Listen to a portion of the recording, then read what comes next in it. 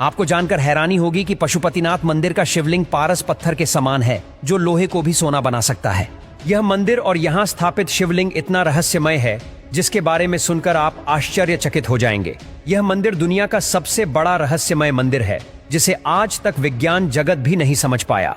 पशुपतिनाथ मंदिर के विषय में यह मान्यता है कि जो भी व्यक्ति इस स्थान के दर्शन करता है, उसको किसी भी जन्म में पशु योनि प्राप्त नहीं होती। लेकिन साथ ही यह भी माना जाता है कि पशुपतिनाथ के दर्शन करने वाले व्यक्ति को सबसे पहले नंदी के दर्शन नहीं करने चाहिए।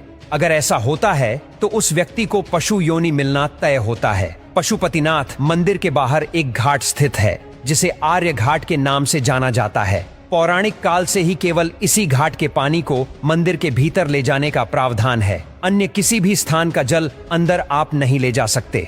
आपको जानकारी हैरानी होगी कि पशुपतिनाथ मंदिर का ज्योतिर्लिंग चतुर्मुखी है। ऐसा माना जाता है कि यह पारस पत्थर के समान है, जो लोहे को भी सोना बना सकता है। इस मंदिर में भगवान शिव की मूर्ति तक पहुंचने के कुल 4 दरवाजे हैं। वे 4 दरवाजे चांदी के हैं। पश्चिमी द्वार के ठीक सामने भगवान शिव की बैल नंदी की विशाल प्रतिमा है, जिसका निर्माण पीतल से किया गया है। इस परिसर में वैष्णव और शैव परंपरा के कई मंदिर और प्रतिमाएं हैं। नेपाल के पशुपतिनाथ मंदिर को कुछ मायने में तमाम मंदिरों में सबसे प्रमुख माना जाता है। पशुपतिनाथ दरअसल 4 चेहरों वाला लिंग है। पूर्व दिशा की ओर तत्पुरुष, पश्चिम की ओर सद्ध ज्योति, उत्तर दिशा की ओर वामदेव और दक्षिण दिशा वाले मुख को अघोरा कहते हैं। यह चारों चेहरे तंत्र विद्या के 4 बुनियादी सिद्धांत हैं। कुछ लोग यह भी मानते हैं कि चारों वेदों की बुनियादी सिद्धांत भी यही से निकले थे। माना जाता है कि यह लिंग वेद लिखे जाने के पहले ही स्थापित हो गया था। पशुपतिनाथ मंदिर से जुड़ी पौराणिक मान्यताएं भी हैं, जिसके अनुसार कुरुक्षेत्र की लड़ाई के बाद अपने ही बंधुओं की हत्या करने की वजह से पांडव बेहद दुखी थे। उन्होंने अपने भाइयों और सगे संबंधियों को मारा था। इसे गोत्रवध भी कहते हैं। उनको अपनी करनी का पछतावा था और वे खुद को बहुत अपराधी महसूस कर रहे थे।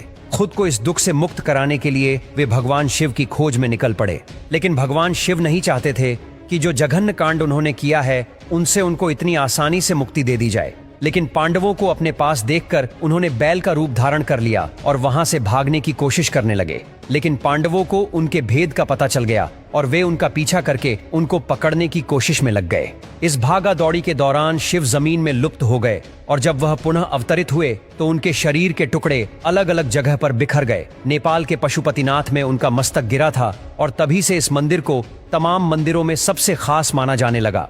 केदारनाथ में बैल का कोबड़ गिरा था। बैल के आगे की 2 टांगे तुंगनाथ में गिरी।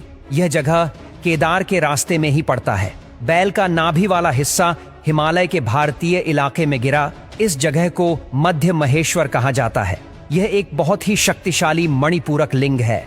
बैल के सिंग जहां गिरे उस जगह को कल्पनाथ कहते हैं। इस तरह उनके शरीर के अलग अलग टुकड़े अलग अलग जगह पर मिले। उनके शरीर के टुकड़ों के इस तरह बिखरने का वर्णन कहीं न कहीं 7 चक्र से जुड़ा हुआ है। पशुपतिनाथ 2 शरीर का सिर है। एक शरीर दक्षिणी दिशा में हिमालय के भारतीय हिस्से की ओर है, दूसरा हिस्सा पश्चिमी दिशा की ओर है।